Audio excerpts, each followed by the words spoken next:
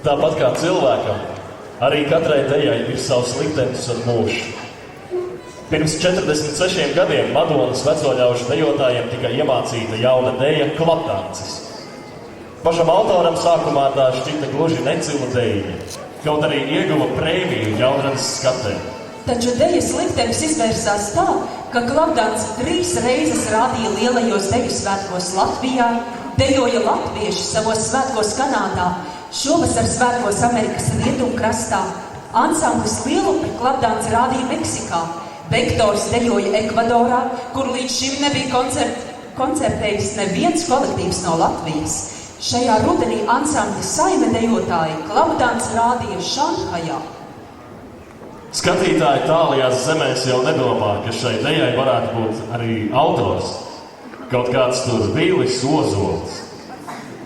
Viņi to vienkārši uztver kā latviešu deju. Vilim Ozolam ir ļoti laimējies, ka viņš ar savām dejām ir varējis nest Latvijas vārdu plašajā pasaulē. Koncerta nobeigumā Klapdanci dejo Vektors.